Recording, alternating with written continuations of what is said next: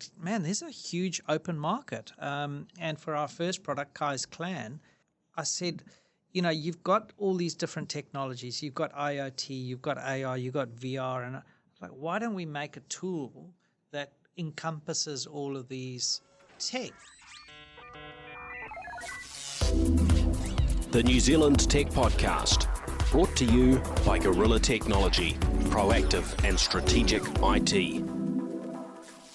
Well, greetings and welcome along to the New Zealand Tech Podcast. I'm your host, Paul Spain, and today we are talking with Bruce Jackson, who's the founder at Kai's Education and 3D Printing Systems. Well, let's jump in. Bruce, maybe you can give a little bit of an introduction as to sort of where you fit into this big wild world of tech here in New Zealand. Yeah, well, thanks for having us on board. And yeah, where did I start? I started pulling apart dot matrix printers and dial-up modems when I was a little kid. And, that got me into having an understanding of what tech is and, started coding and built my own disco. And, then I saw this thing, 11 years ago called a 3D printer. And I thought, this is going to be, hot as hot muffin, So I got onto that and purchased my first 3D printer. I didn't know what I was going to do with it. I didn't know what the market was. I thought, architects are going to love this. Had it wearing out stuff. I was just amazed by it. And I then took it over to a trade show in Melbourne, engineering show, and I started in a garage like most Kiwi businesses do. And within 1 month, I was in a warehouse. I was just selling these units like lollies and great, So, that's what been my journey. I've hacked my own car for self-driving. It kind of worked, So that's great. Well, it sounds like there's going to be a lot we can chat about today. Before we sort of jump in too far, I just want to say a big thank you to our show partners, Vodafone, 2 Degrees, Spark, HP and Gorilla Technology, not only for their support of the New Zealand Tech Podcast, but also broader tech and innovation ecosystems here in New Zealand. Yeah, let's get into that. You mentioned self-driving. That's always a thing that takes my interest. So we'll definitely be keen to have a chat around that. But the 3D printing seems to have sort of been a big part. And of course, now with Kai's Education, you've got your KaiBot, your sort of robotics and educational pieces for youngsters, which is, I guess, what we really want to delve into today. But yeah, maybe we can hear a little bit more around the 3D printing and 3D scanning and what that business has evolved into over the last decade. Yeah, you still run that as well as doing Kai's Education. Yeah, I've still got right? 3D printing, and we sell most of our machines into Australia. We don't really focus too much on New Zealand, but we're a New Zealand company. Everything has started here, and That's we're great. still running here. But yeah, so when I was pushing out these 3D printers, most of them were going into schools, and that certainly turned on a light bulb moment for me in seeing, learning about how education uses technology. And that put me down a journey on making, resources that schools could use. So instead of just having a 3D printer that's going to sit on a shelf and gather dust because they bought this cool toy, but how do they implement this into their curriculum? So that put me on this journey on let's make resources that they can use with their 3D printers to do that. And that's where I started with the robotics in education. Yeah, good. So then I started designing and using 3D scanning and using these tools myself to create product that is used in the classroom today, whether those are print your own little devices. We started with a print your own 3D scanner. So we sold the components that you use, and you had to have a 3D printer to print your own scanner. And now we use 3D printing and design to design our own products. We don't manufacture them here. I mean, it's cheaper to manufacture in China. That's got its own challenges.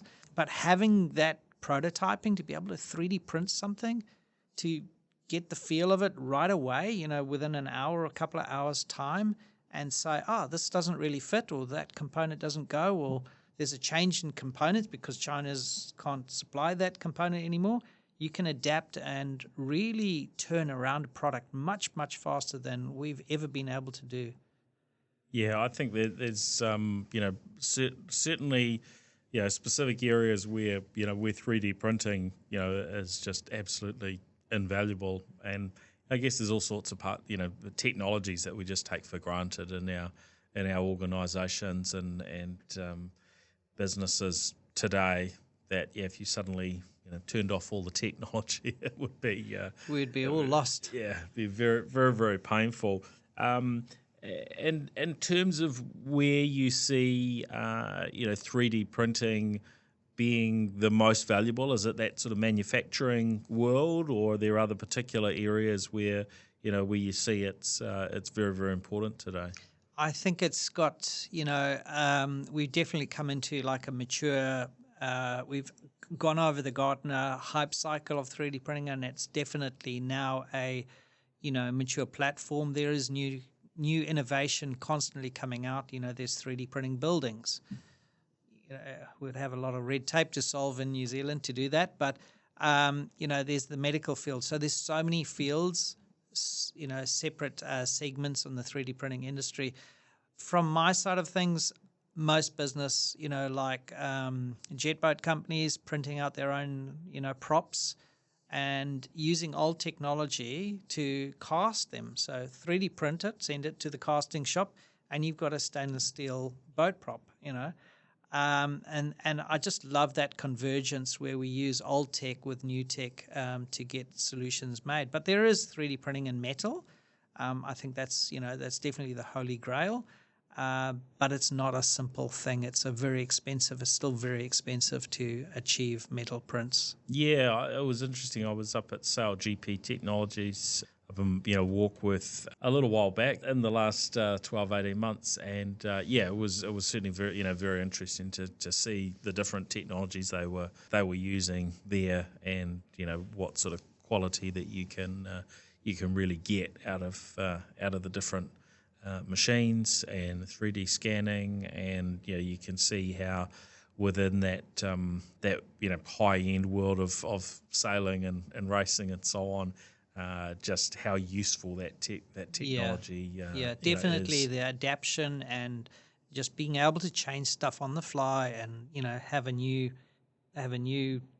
type of product, whatever it is, to be able to. I mean, the biggest challenge on 3D scanning is that most people go, I can just 3D scan this. Let's say I've got an old Ford 1968, Mustang or whatever, and I've got this component and it's broken or whatever. Can you just 3D scan it and print me one? With 3D scanning, it's not an X-ray machine, so we can't see internal geometry. So we've always got to 3D scan the external, and the internals need a lot of manual labor in certainly CAD to redesign the internals to be able to then 3D print. So a part that might normally cost $100 is now costing several hundred because of labor costs to rejig the part. And in terms of online databases of 3D items, how has that side come along? There seem to be lots of different options. Some's open source, other things you pay for and so on. What does that landscape actually look like today? I think the library's getting bigger and bigger, but I think when you talk to like a commercial company, for instance, we do a lot of companies doing ute modifications. Having a library of all the different vehicle types, all the chassis types in a ute, companies are holding that data to themselves because that's their value. So you don't. It's their intellectual property, isn't it? So exactly. Whilst as a sort of an individual company, you could go and scan something and make your own copy and probably get away with it. There's a level to which if you start distributing those scans online, you're probably going to get yourself into a bit of trouble. Yeah, I think the biggest change that the 3D world is going to have is when we start introducing AI into being able to regenerate models. Give a 3D scan of something and it goes, I recognize this. I estimate that this has got holes in it, and I estimate the thread size, and and then it builds a 3D model for you.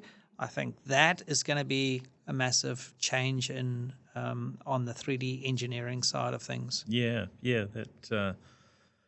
that'll make a lot of sense. Good use of AI. Now, you talked about self-driving or autonomous vehicle tech. Are you one that's dabbled with Open Pilot? Is that the that's right? the Yeah, from Comma? That's Comma AI. That's right. Yeah. Fantastic with a bit of gear, and it works. It works, and it's easy to do.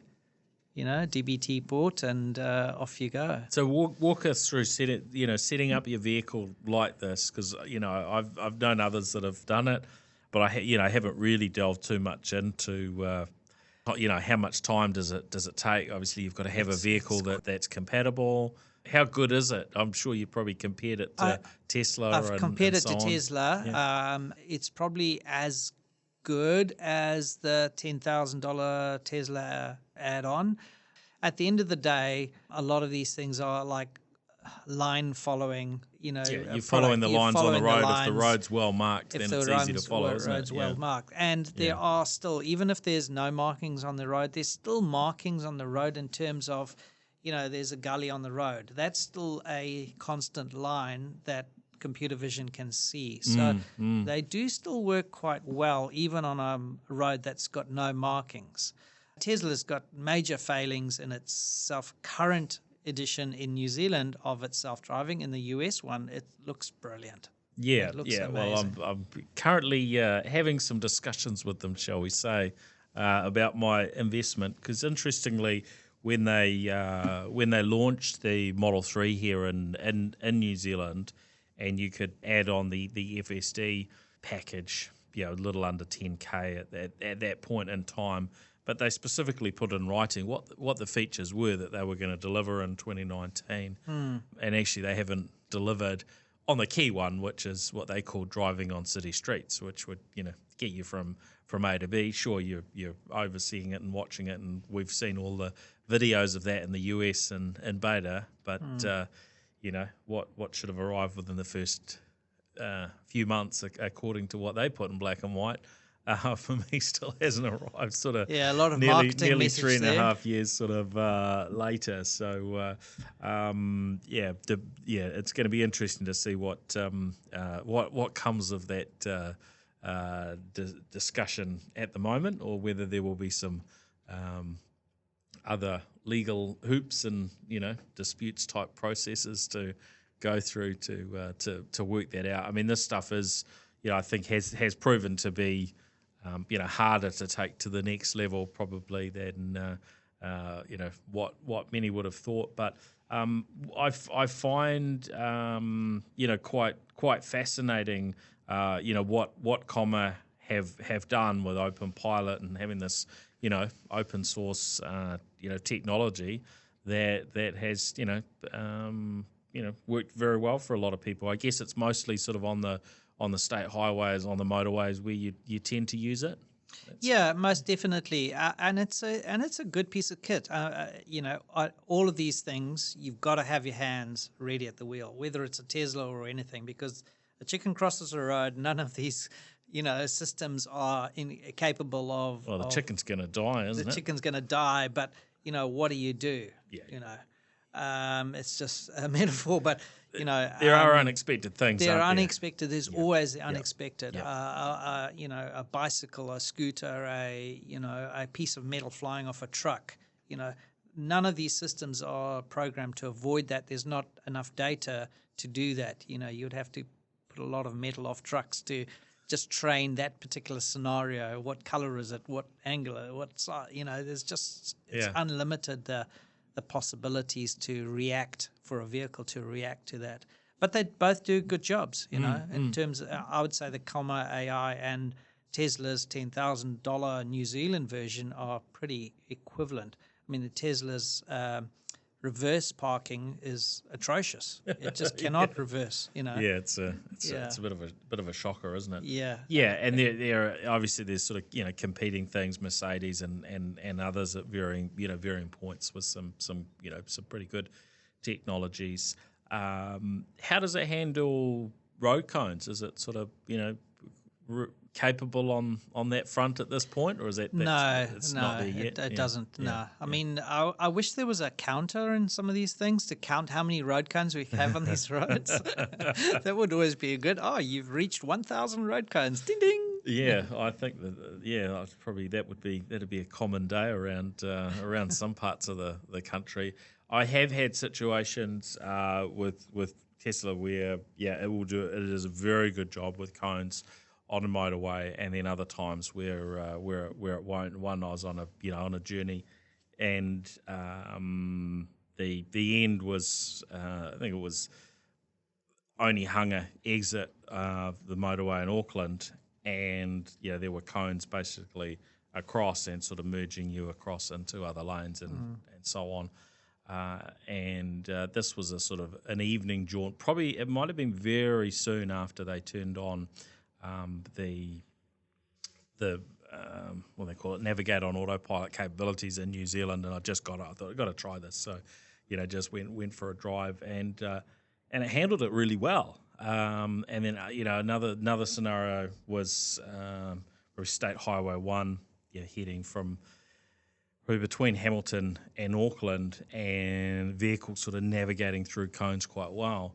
But it almost feels like it's lost some of those capabilities, because recently I had scenarios where I'm like, "Ooh, I'm going to be, I'm taking over," and otherwise you're going to be eating you're about cones to be for breakfast. Yeah, that's exactly it. So it is quite fascinating to see these technologies. I mean, I would love them to incorporate, pothole detection. A tricky one to do if it's raining, and feed it back to the council, right? Yeah, so there you go. That's a great idea. Win back to the relevant entities to sort things out. Great. Now, onto this world of robotics that you've got into and education. So, walk us through that story with Kai's education. Sounds really I mean, I was, going back a bit, so I was doing these 3D printers. I was making, curriculum 3D content, products, going into the classroom. And then I was going into the coding, some of the schools, and seeing what they were doing with coding. And the kids are just using their thumbs to drive around balls. And I'm like, that's not coding. That's not coding. And I'm like, remote control cars. Remote control cars with the education label. And I went to an open day, and there's 10 schools on display, and the same thing's happening. I'm like, come on, guys. Or there's little robots that are following a line. And is education washing a term? Yeah. My son started playing this game called Geometry Dash. I don't know if you've come across it, but I saw the request come through. He wants to install this, and I'm thinking, that sounds good. That sounds very educational. Of course, I can approve that. And later I found out it's not a particularly educational game. Put it that way. So there's a lot of these things that kind of look a little bit educational, but is there that real learning opportunity? Yeah. So I just got frustrated. My son was learning coding at that time, and I'm just going, we've got to make, and I started looking at all the products, and there's like a little bee thing robot that, is just going forward, left and right. And I'm like, how do you get to the ceiling of the current products very quickly? The maximum capability that you can learn from this device is like very restrictive. So I just researched the thing, and I said, man, there's a huge open market. And for our first product, Kai's Clan, I said, you've got all these different technologies. You've got IoT, you've got AR, you've got VR. And I was like, why don't we make a tool that encompasses all of these tech? And because in business we have, just like you've got microphones, you've got video, you've got streaming, you've got all different types of tech all connected together to produce one outcome. And that's what we started doing, and we put IoT in, so you can program this little yellow robot, this cute little yellow robot, over the internet, because it's an IoT device. And no one had done that in the education space that we could find. I'm like, so we kind of made something for COVID that we didn't even know happened. So that was a really good outcome when COVID hit. Teachers could have the robots at home, and the kids could still be remoting and coding their robots over the internet because it's an IoT device, and then viewing the physical robot in a virtual instance on their computers. Because our speciality is merging the physical robot and a virtual kind of avatar with it. So wherever the physical robot moves, the virtual robot moves, and then they can do animations on the robot, get temperature data, real temperature data off a robot, and have that represented in the virtual, or make it rain in the virtual space based on humidity sensor data. That's great. Yeah, I can see the educational, potential if you can make it, quite easy, is phenomenal. I think of some of the gadgets that we've sort of been sent and have, tested over the years across New Zealand Tech Podcast, and some of these are from very well funded, Silicon Valley or US startups that have had a whole lot of venture capital thrown into them. They come up with some gorgeous products. I remember one of the little sort of robots, or the little sort of like a digger type thing on the front that would go around and do things, and it was very cute. And they had it was kind of some sort of modern slot car set, sort of racing that's car. Right, the Anki one, type thing. Yeah. So there were Anki was a company I was thinking of, and they created what was some really nice products. Now they when the funding ran out. They hadn't really kind of landed on, how this technology should sort of fit into the market. And to me, it seems that education is the perfect place, because then you can tie together these reasonably low cost sort of gadgets to actually do things that are quite interesting and are educational. Because in terms of just kids playing with sort of some of that Anki equipment, I think they lose interest pretty quickly. Yeah. So if you can work it in so it can get used in the classroom, which seems to be the approach you've taken, I think you have a really, really big potential. Yeah, thank you. Yeah, so definitely, what we found was all the products on the market were toys converted into an educational product. So we said, okay, let's, and we used teachers. Teachers came into our offices and go, hey, let's give you feedback, and this is how we do it. And our first iteration, we failed drastically. We're trying to do an IoT system on a school network. That's a recipe for disaster. But, fantastic engineers. We've made a self-healing mesh network. So all the robots talk to themselves and choose a robot that's got the best battery power, and then communicate that through that. But the teacher doesn't see that. It's all behind the scenes. It's all automatic. So, we, definitely design for the classroom rather than design for the parent or, that. Our new robot will definitely be available for the parent and the child, but it's not a toy. It's an educational tool to learn how to code and do many other things. That's great. And who's behind the business? Is this a sort of a bootstrap type thing? Have you got a lot of funding? What's been your approach from that perspective at this point? Well, very fortunate with the 3D printing business. That's bootstrapped us to develop this. We've had no funding, no other funding outside. But we're ready for growth now. This is our second product that we've just finished off. 2,000 pre-production units being shipped out as we speak to countries like Italy, US, Aussie. Yeah. And you've won an award recently? Yeah, that was very lucky. Serial number 1 of a product. It's always a little bit touch and go when you send serial number 1 out for an award, but they really wanted us to submit it because they loved what we showed them, our prototype, and we were like very nervous. And we got a phone call and said, yep, you're in the finalists. So they flew a colleague of ours out to Dubai, all expenses paid.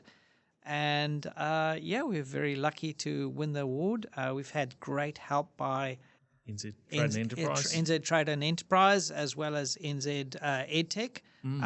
So, they've been behind us, and they're really helping us getting ready to grow significantly. Yeah. That's great. So walk us through the new product. We're recording this kind of ahead of your official launch, but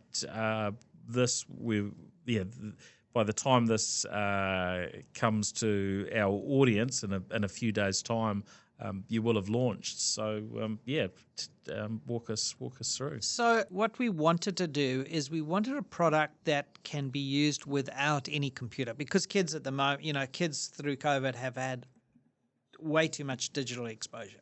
We got to... Surely not. Is there a limit? Is there a limit?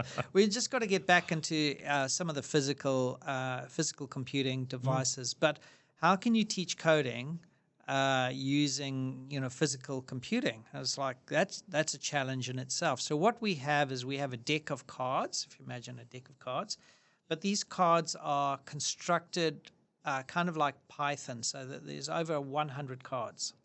These cards are also available in Braille, so for the hard of sight. And you construct these cards out as if you were going to say code. So simply you would say move forward, turn left, right? Basic things. So you've got a start and a finish.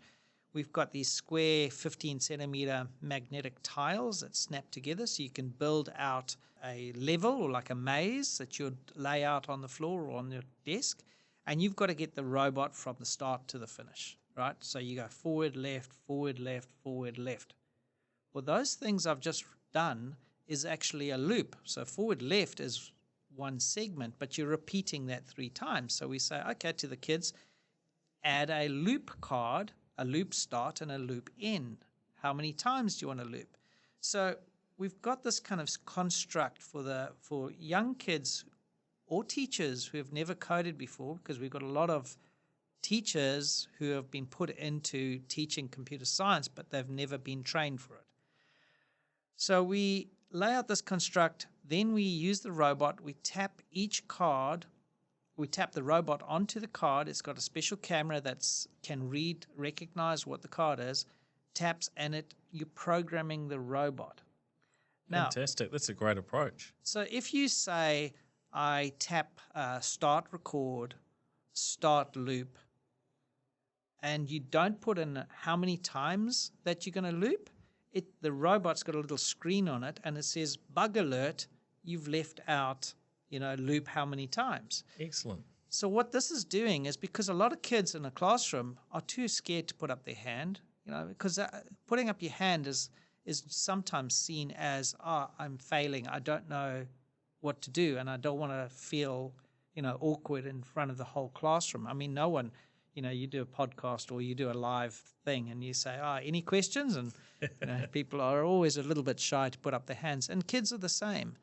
So if the robot can help the child find the fault that he's made, correct the mistake, and then he can just carry on coding and really give the child a lot of confidence to build up their coding template. Yeah, that's really neat. How much have you been able to test so far with the new one and with different audiences? Way too much. Way too much. Having young kids who have never coded before use the product. When we're developing, we're constantly going into local schools and getting kids to test the product constantly, and we get the feedback and we improve on the product.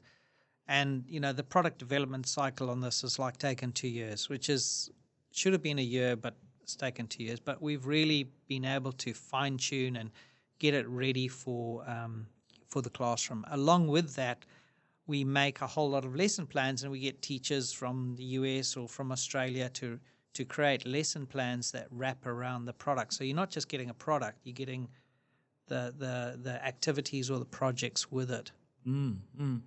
Now, in tech, we've generally, over recent decades at least, ended up with a lot more guys coming through with tech interests and tech qualifications. Are you finding that this is sort of broad interest?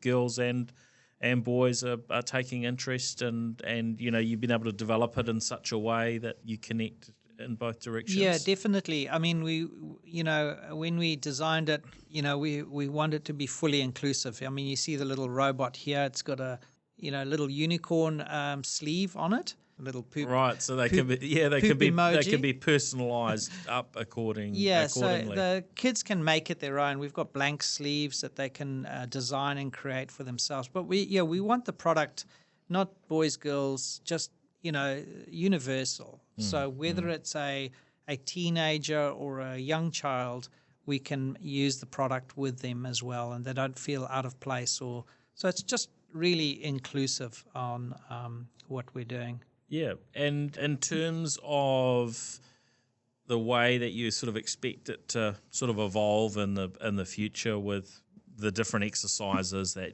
it can be used for, what sort of age range you would see the interest? So I mean, we'll start from a 5-year-old child, probably the youngest, but we've got a virtual platform that runs on top of the physical. So that's our speciality again. We have the physical with the virtual.